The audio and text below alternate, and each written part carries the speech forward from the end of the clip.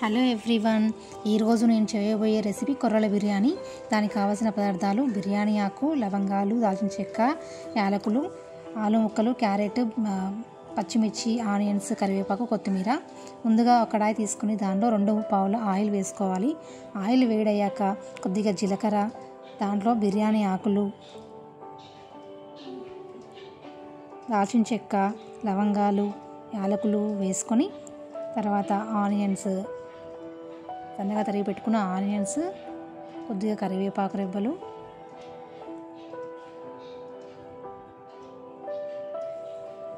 దాంట్లో 2-3 పచ్చిమిర్చి వేసి కలుపుకోవాలి.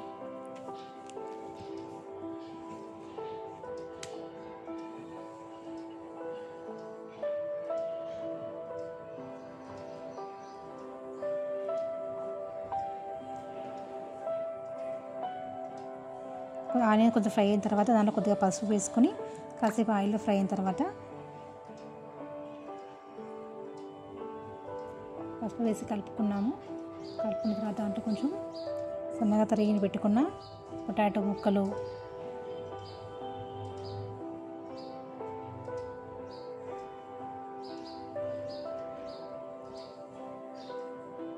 క్యారెట్ ముక్కలు వేసి బాగా కలుపుకోవాలి.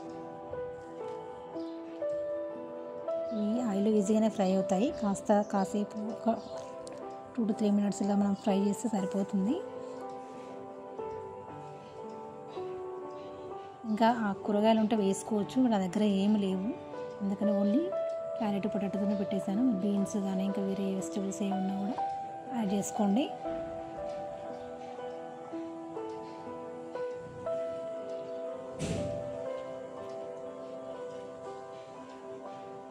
దానిలో కొద్దిగా అల్లం వెల్లుల్లి పేస్ట్ వేసుకోవాలి.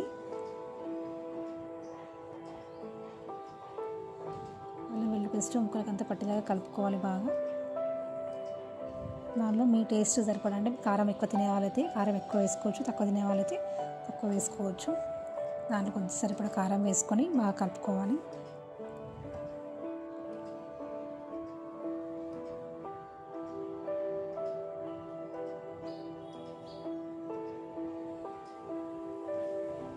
నేను 2-3 గంటల ముందు కొర్రలు నానబెట్టి పెట్టుకున్నాను. ఆ వాటర్ యూస్ చేస్తున్నాను నేను, ఎందుకంటే దాంట్లోనే ఎక్కువ ప్రోటీన్స్ అవి ఉంటాయి బాగా. అందుకని ఒక కప్పు కొర్రలకి 6 to 7 cups వాటర్ యాడ్ చేసుకోవాలి. నేను అలానే 6 cups వాటర్ యాడ్ చేశాను. ఆ వాటరే పోసుకున్నాను, కానీ మిగిలిన కొన్ని వాటర్ బయటికి కూడా పోసుకొని బాగా కలుపుకోవాలన్నమాట. దాంట్లో ఈ మధ్య మిల్లెట్స్ బాగా యూస్ చేస్తున్నారు, అందుకని నేను ట్రై చేశాను. దాంట్లో రుచికి సరిపడా సాల్ట్ వేసుకొని మూత పెట్టుకోవాలి.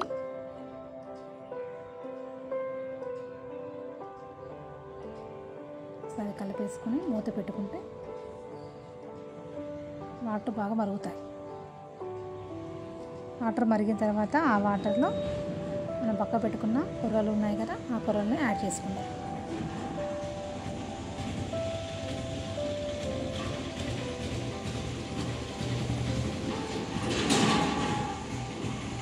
ఉడకడానికి చాలా టైం తీసుకుంటుంది.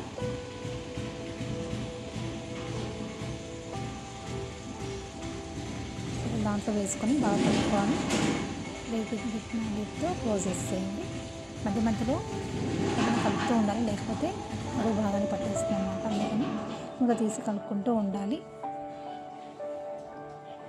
ఏదైనా కొర్రలు మొత్తము ఉడికిపోయేంత వరకు మధ్య మధ్యలో ఆడుకుంటూ కలిపితే అవుతుంది. నాకైతే 1/2 hour దాకా పట్టిందండి, చాలా టైం తీసుకుంది అది బాగా చిక్కగా అంటే దగ్గరికి అవ్వడానికి.